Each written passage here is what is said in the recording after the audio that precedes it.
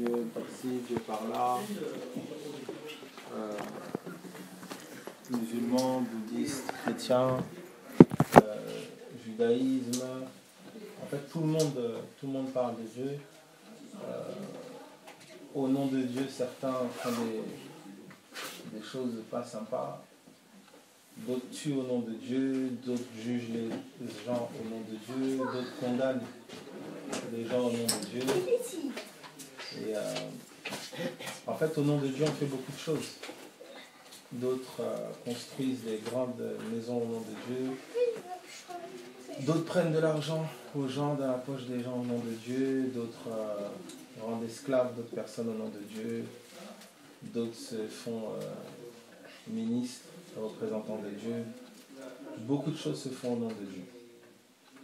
Alors dans cette grande confusion, puisque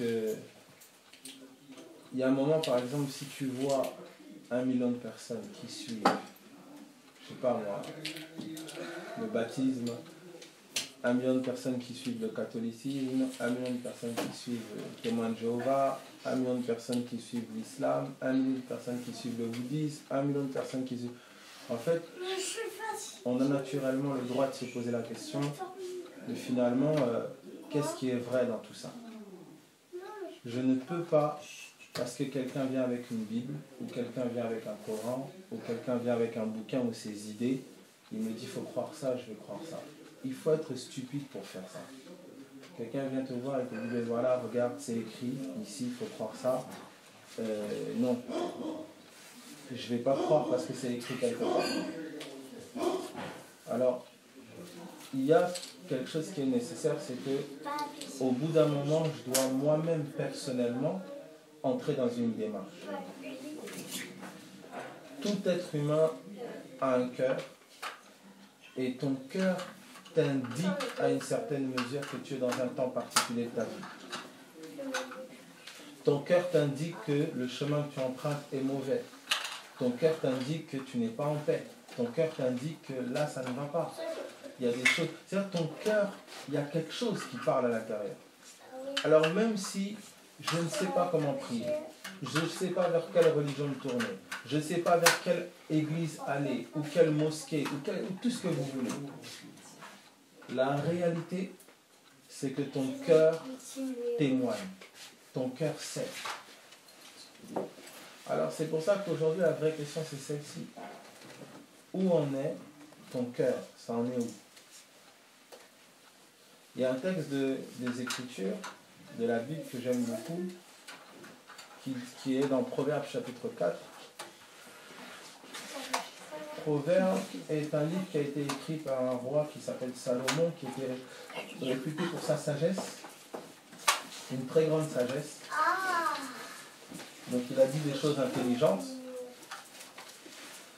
Et il va nous dire dans le Proverbe au chapitre 4, à partir du verset 23, il dit « Garde ton cœur plus que toute autre chose, car de lui viennent les sources de la vie. » Je ne sais pas si quelqu'un a une autre version.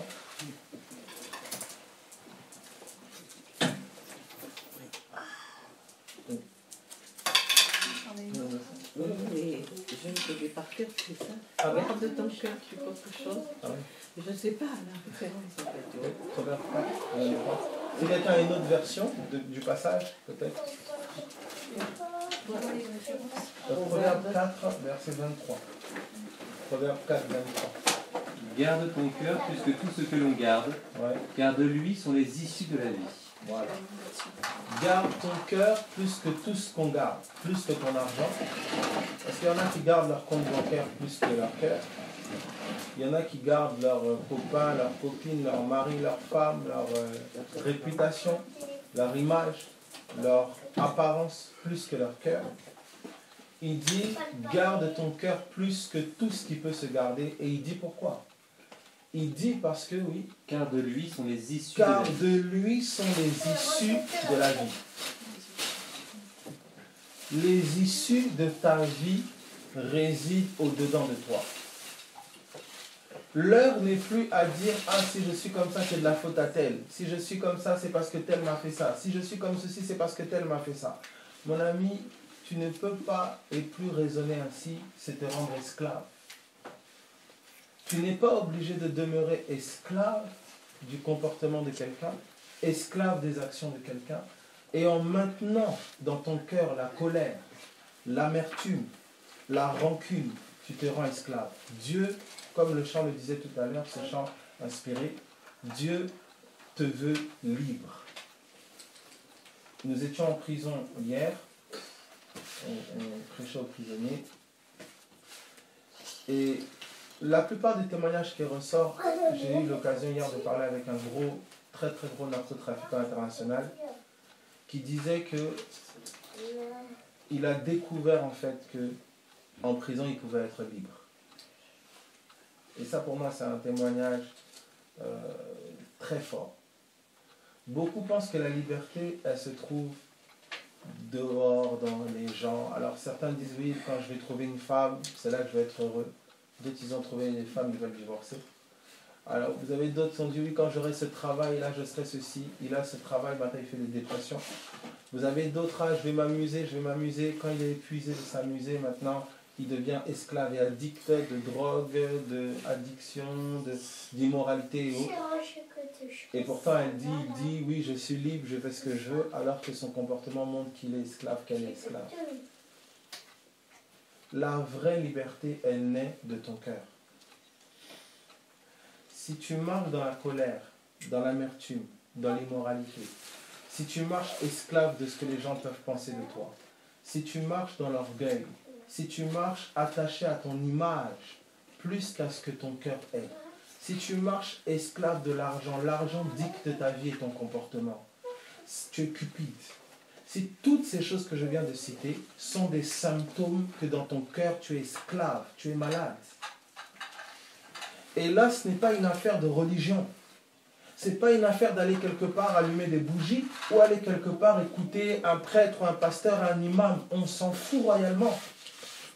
C'est une affaire de ton cœur. Or, ton cœur malade, on a vu, garde ton cœur parce que c'est de lui que viennent les issues de la vie. La maladie va sortir de là. La mort va sortir de là. Les sources de la vie sont en toi. Ça veut dire qu'en entretenant ces choses dans ton cœur, tu appelles la maladie, tu appelles la mort, tu appelles des circonstances mauvaises, tu appelles les mauvais esprits, tu appelles les ténèbres dans ta vie. Pourquoi tu vas dehors, on prend un exemple simple. Tu vas dehors, tu prends tes mains, tu laves. Quand tu vas dehors, tu fais des choses, je ne sais pas moi, tu rentres à la maison, tu laves tes mains. Il y a des microbes.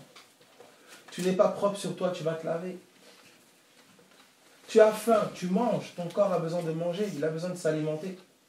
Ton cœur, c'est la même chose, ton cœur mange. Ton cœur peut être propre ou sale. Qu'en est-il de ton cœur? On vit dans une société où les gens n'ont plus le temps pour le cœur. Tout va vite. Travail, argent, maison, voiture, femme, mari, tout le monde court. Mais tout le monde passe à côté de l'essentiel. C'est le cœur. Alors il y a 2000 ans, un homme est venu. Cet homme s'appelle Jésus-Christ. Sur le plan humain, personne n'a égalé cet homme. Bouddha, Mohamed, vous pouvez tous les citer. En 30 ans de vie, sans un couteau, sans une épée, sans aucune arme, Mohamed a pris les armes. Bouddha était sympathique, il était déjà plus âgé. Confucius, prenez-les tous. Aucun en 30 ans de vie n'a impacté la génération comme cet homme l'a fait. Sans armes, sans couteau, sans rien. Je n'en parlerai que comme un simple homme. Il a été insulté, méprisé, rejeté, il a pardonné. Il a démontré une vie de sainteté, de puissance, d'amour, de paix. Il n'avait que 30 ans. Cet homme, il y a 2000 ans, est venu et il s'est dit envoyé par Dieu. Alors, il faut un moment t'arrêter. Si cet homme envoyé par Dieu, parce que beaucoup en fait j'ai remarqué souvent, beaucoup parlent de Jésus, beaucoup en parlent par quelqu'un qui en a parlé, de quelqu'un qui en a parlé, de quelqu'un qui en a parlé. Est-ce que tu es allé toi-même aller voir ce que ce Jésus a dit? Qui est cet homme? La chose que je dis ici est pragmatique et simple. Si Jésus-Christ est vivant, s'il est mort, c'est super.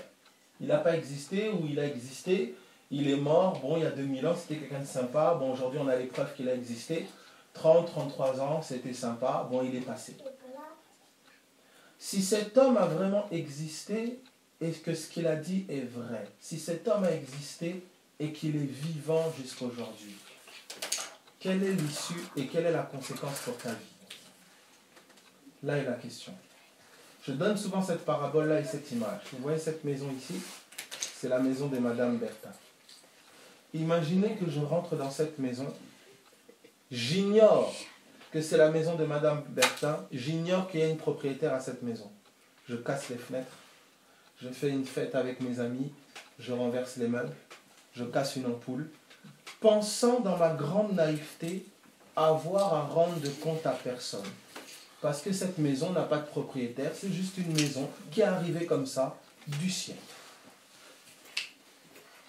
Le jour où je découvre que cette maison a un propriétaire, cela veut dire que tout ce que j'ai cassé dans la maison, je devrais rendre compte.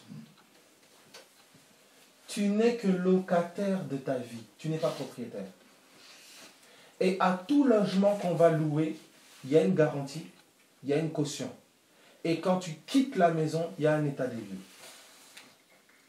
Tu vas quitter cette vie un jour, tu peux la quitter demain. Écoute-moi attentivement s'il te plaît. Tu peux mourir demain. Que personne ne te trompe. On a perdu quelqu'un, un jeune, la vingtaine. Il est parti dormir, crise cardiaque, il ne s'est pas réveillé. Tout le monde vit avec, Inch'Allah, si Dieu veut. Alléluia un jour. La mort ne prévient pas. Ne pense pas une seule seconde avoir la naïveté de penser que tu es maître de ta vie. C'est faux. Et les circonstances du quotidien, un jour, te le démontreront. Ceux qui sont les plus âgés peuvent peut-être nous faire comprendre ça, nous éclairer sur ça. Tu n'es pas maître de ta vie.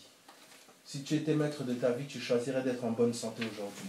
Si tu étais maître de ta vie, tu déciderais d'avoir emprunté tel chemin de cette façon, de cette façon, de cette façon. La plupart des plans que tu as faits, parfois il y a des années, sont loin de s'être accomplis comme tu l'avais imaginé. Démontrant ainsi que ce n'est pas toi qui es maître de ta vie. Tu peux mourir demain. Tu peux mourir après-demain. La question qui se pose, c'est celle-ci. La vie que tu es en train de mener actuellement, je ne te parle pas d'un pasteur, je ne parle pas d'église, je ne parle pas d'imam, de mosquée, je ne parle de rien de tout ça. Je parle de ton cœur, je parle de ta vie. Est-ce que ton cœur est en paix? Mes amis, si ton cœur n'est pas en paix, pose-toi la question, comment se dit que mon cœur n'est pas en paix? J'ai l'argent, j'ai une maison, j'ai un travail, j'ai ceci, j'ai cela. Comment se fait-il que j'ai encore ces choses-là qui se manifestent? Comment se fait-il que mon cœur est encore esclave? Si ton cœur n'est pas en paix, écoute-moi attentivement s'il te plaît, je te le dis au nom de quelque chose, mets le nom que tu veux. La paix que ton cœur ne vit pas est le symptôme que ton cœur a besoin de quelque chose. Cherche cette chose-là. Ne vis pas comme un animal. Carotte, euro, comme un âne qui cherche la carotte, argent, carotte, argent, carotte, argent, métro, boulot, dodo, voiture, maison. Ne vis pas comme un animal. Tu vaux plus qu'une maison. Tu vaux plus que l'argent. Tu vaux plus que les voitures. Ta vie a plus de valeur que tout ce après quoi tu cours et tout ce après quoi tu es prêt à te sacrifier, même à mourir. Combien ont voulu se suicider parce que sa copine chérie ou sa femme, elle l'a laissé? Combien ont fait une dépression parce que mon chéri est parti? Combien ont fait de dépression parce qu'ils ont perdu le travail? Tu as plus de valeur que toutes ces choses que tu penses qu'elles te définissent. Tu as plus de valeur. Alors, voici le point essentiel que je mets en lumière ici. C'est ton cœur. Qu'en est-il de ton cœur? Je ne te demande pas, oh Église, Oh là, on se rassemble. Oh, va là-bas. Va là, écoutez tel. Va, suis Jésus. Suis Mohamed. Je m'en fous de tout ça. Le point n'est pas là. Un cœur qui est sincère et vrai trouve la vérité. Si Jésus est la vérité, il n'y a pas besoin de faire du forcing. Le cœur qui est sincère et authentique trouve la vérité. Et quand tu trouves la vérité, tu sais. Vous savez, quelqu'un qui a soif, quand vous lui donnez de l'eau et qu'il boit, il va encore aller chercher de l'eau? Ben non. Parce qu'il a bu. Quand tu as goûté la réalité du ciel, tu sais que tu as goûté. Ton cœur le sait. Ton cœur sait que tu étais quelqu'un d'amertume, de colère. Mes amis, moi j'étais pas gentil. Délinquance, tout ce que vous voulez, mensonge, vol, escroquerie. Pourtant, je ne viens pas d'une famille forcément méchante ou autre. Mais grandissant en banlieue, on fait des bêtises de banlieue. Aujourd'hui, je peux dire qu'il y a eu un avant et un après Jésus. Moi, j'aimais beaucoup l'argent. Sans me rendre compte. Hein. Tout fallait penser, raisonner, argent. Réputation, les filles, etc., etc., etc. Depuis Jésus, la mentalité a changé. Je peux dormir dans ma voiture, je peux dormir dans un château, je peux dormir dans... Mes amis, je m'en fous royalement. Mon cœur a trouvé son propriétaire. Qu'est-ce qui fait ta vie? Qu'est-ce qui fait ta vie? À quoi tu définis ta vie? Tu as compté sur les enfants? Les enfants un jour vont partir, ils se marient, ils partent. Tu comptes sur ton mari, ta femme, un jour ton mari, ta femme va mourir. Il va partir. Tu comptes sur ton argent, tes maisons, un jour tu vas laisser ton argent et tes maisons et quelqu'un d'autre le reprendra. Et en plus de ça, cette personne ne gérera sans doute pas comme toi tu as géré. Vous savez, quand tu as obtenu quelque chose par tes propres forces et que tu as souffert pour, c'est pas la même chose que celui qui en hérite. C'est différent. Celui qui a travaillé pour obtenir connaît la valeur de ce qu'il a obtenu. Quand tu pars et que tu laisses à quelqu'un qui n'en connaît pas la valeur, il ne gérera pas comme toi tu as géré. Ça veut dire que tout le matériel que tu as accumulé, mon ami, tu vas le laisser. La réalité, c'est qu'avec quoi vas-tu rester? Qu'est-ce qui va rester? À quoi tu résumes ta vie? Eh bien, il y a quelque chose qui peut rester. C'est Dieu. Il y a quelqu'un qui peut rester, qui a été là depuis le début. C'est Dieu. Qui a été là depuis le départ, qui te parle, mais dont tu ignores la voix. Qui t'avertit, mais dont tu ignores la voix.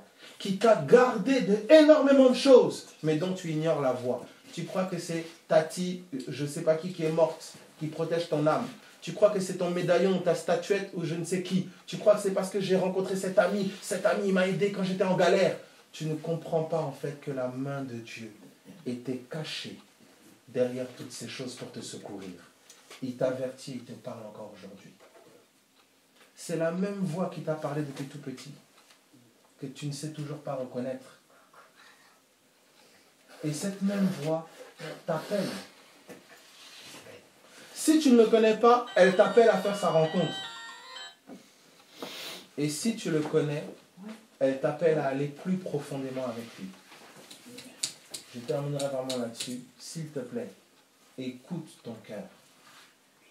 Ne vis pas, écoute ton cœur, ne vis pas au hasard.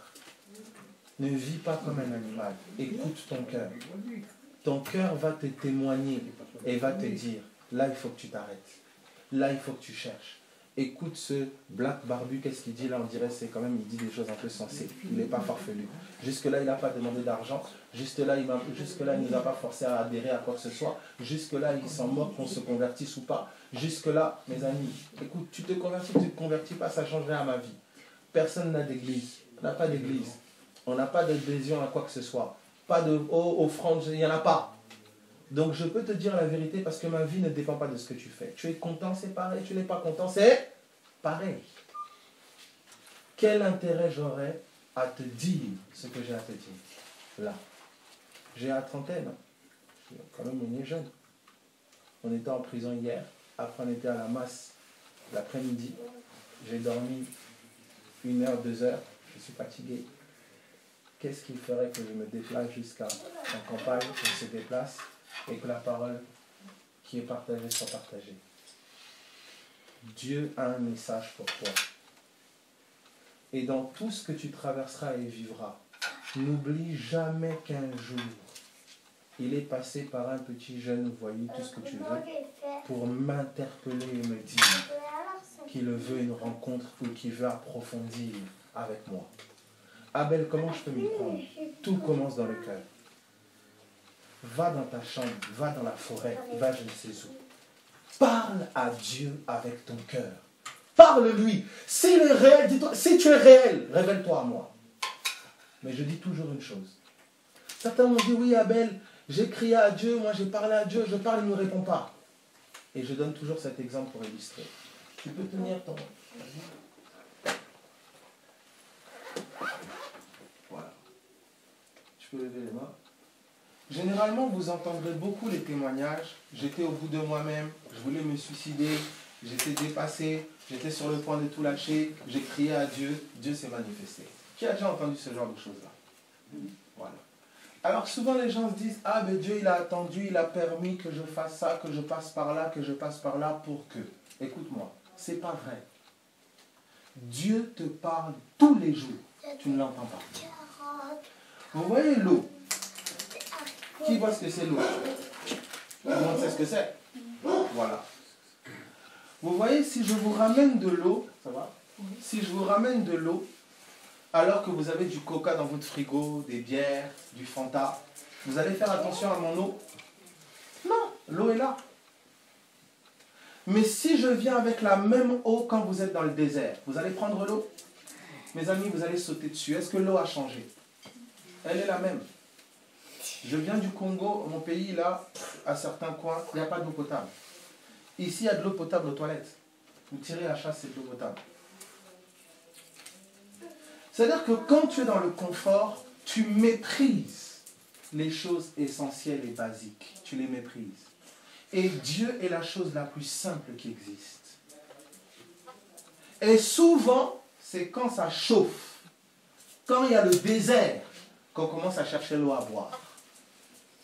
Et on pense que c'est Dieu qui a dit, voilà, à un moment, il s'est réveillé un beau matin, il a dit, maintenant c'est le désert. Non!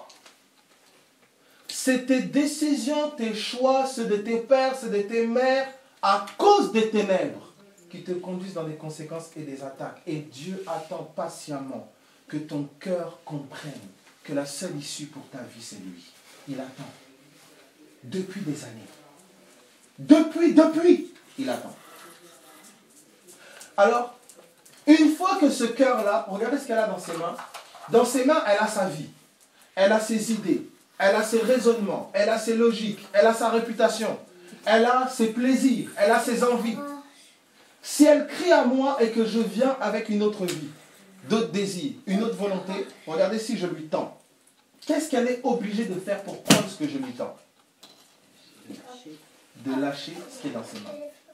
Si elle lâche ce qui est dans ses mains à moitié, est-ce qu'on peut lui voler? Facilement. Parce qu'elle n'a pas de... Elle n'a pas de prise. Mais si elle lâche entièrement ce qu'elle a dans ses mains et qu'elle s'agrippe de toutes ses forces, on ne peut plus lui prendre. Ça veut dire que celui qui invoque Dieu doit être disposé et prêt à renoncer à ce qu'il a dans ses mains. Or, celui qui n'a plus rien à perdre, il renonce. Voilà comment vous voyez que lorsque tu invoques Dieu de tout ton cœur, ça veut dire avec un cœur qui est disposé à renoncer à ce que tu as. Parce que j'ai remarqué que je ne sais pas gérer ce que j'ai. Je suis fatigué, je suis à bout. Je te veux, toi. Je te garantis que Dieu répond. Alors le point n'est pas du côté de Dieu. Le point, il est de ton côté. Est-ce que tu veux vraiment Dieu? Abel, c'est quoi Dieu? J'ai croisé un militaire, je parle souvent avec des militaires, j'étais avec un militaire qui me dit, mon gars, moi je suis athée. Je dis, ah, t'es athée? Il me dit, oui, je ne crois pas en Dieu. Moi je suis athée. J'ai dit, ah, c'est bien, c'est bien. Et après, on a continué à discuter, rigoler, etc. Vous savez, la plupart des gens qui ne croient pas en Dieu, ce n'est pas qu'ils ne croient pas en Dieu, ils ne croient pas en l'idée qu'ils se sont fait de Dieu. J'étais assis avec lui, je lui ai dit, tu aimes ta femme? Il me dit, bien sûr j'aime ma femme. Je lui ai dit, tu aimes tes enfants? Il dit, oui, j'aime mes enfants. Je lui ai dit, tu crois en l'amour alors? Ben oui, je crois en l'amour. Ben, puisque j'aime ma femme, mais j'attends qu'elle m'aime quand même. Il était là, il rigolait, il rigolait. Et j'ai dit, moi, mon maître m'a appris que Dieu est amour. Tu crois en l'amour, non? Il commence à bégayer. Je dis, non, tu m'as dit juste avant que tu croyais en l'amour. Il dit oui, donc tu crois en Dieu. Il n'y a aucun homme qui dans le fond de son cœur ne croit pas. Ça n'existe pas. Pourquoi quand tu n'es pas en paix, tu n'es pas tranquille? Pourquoi tu vas boire, tu vas fumer, tu vas te droguer pour oublier? Pourquoi l'homme cherche la paix? Pourquoi tu cherches à être aimé? Pourquoi tu cherches à être considéré? Pourquoi tu cherches les choses? Parce qu'au-dedans de toi, ton cœur réclame la paix. Ton cœur réclame l'amour. Ton cœur réclame Dieu. C'est ce que ton cœur cherche. Mais comme on a une idée de Dieu selon les religions, quand on cherche Dieu, on va à l'église. Quand on cherche Dieu, on va dans une mosquée. Et quand on est déçu par ce qu'ils font, on pense que c'est Dieu qui est comme ça. Dieu n'est pas dans les systèmes religieux. Dieu parle à ton cœur. C'est pour ça, cherche Dieu. Cherche-le. Alors si tu veux vraiment trouver la paix, tu veux la liberté, c'est quelqu'un. Tu veux la paix, c'est quelqu'un. Tu veux le vrai amour, c'est quelqu'un. Quoi, tu veux la vie, c'est quelqu'un. Si tu le veux vraiment, Dieu est disposé à se donner à toi.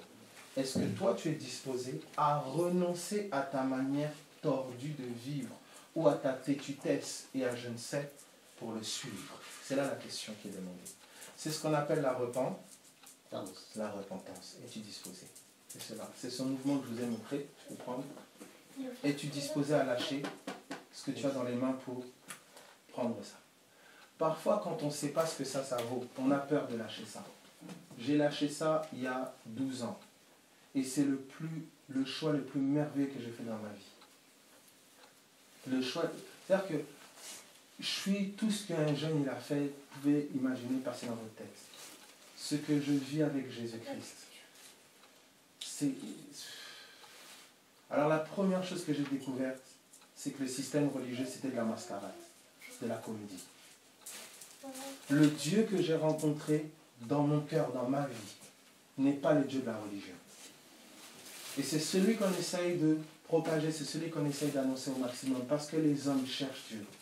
Et parce qu'ils ne le trouvent pas, ils vont dans les drogues. Parce qu'ils ne le trouvent pas, ils vont dans les addictions. Parce qu'ils ne le trouvent pas, ils courent après des solutions à gauche, à droite. Parce qu'ils ne le trouvent pas, ils se donnent à des choses misérables. Parce qu'en fait, leur cœur cherche Dieu. Alors je peux te dire avec assurance, cherche-le parce qu'il est réel. Est-ce que ça va? Donc toi qui penses déjà le connaître, gloire à Dieu, continue à chercher. La parole dit que celui qui pense connaître démontre qu'il ne connaît pas. Plus tu vas t'approcher de lui, plus tu vas découvrir que tu connais rien. Donc toi qui penses le connaître, cherche. Toi qui connais déjà, qui ne connais pas, tu as l'occasion de connaître. Donc voilà. En tout cas, soyez encouragés, bénis. Merci.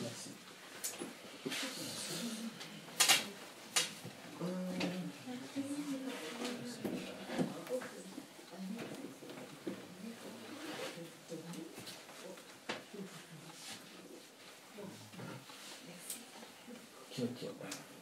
Vous permettez qu'on fasse une petite prière? Oui, merci. Merci. Seigneur, je te remercie. Seigneur, je prie vraiment pour chacun qui est ici. Pour ceux qui te connaissent, je prie pour une révélation plus grande de ton cœur, de toi.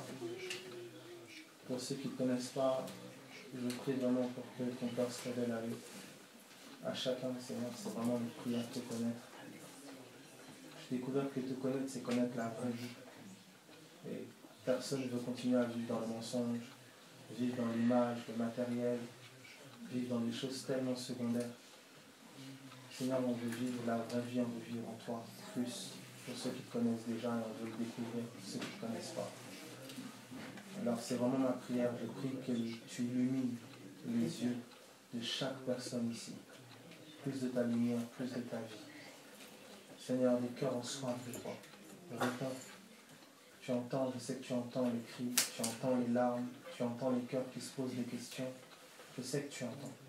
Et je sais que ce jour, aujourd'hui, est une réponse à certains cœurs ou à certaines questions, à certaines pensées. Et je prie et je le décrète, je le proclame, ton règne.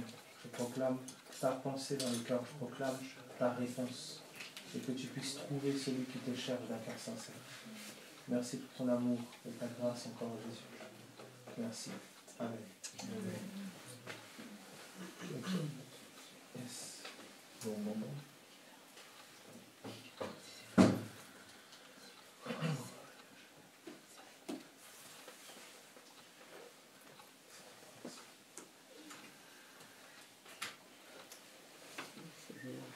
Redonner des forces à elle.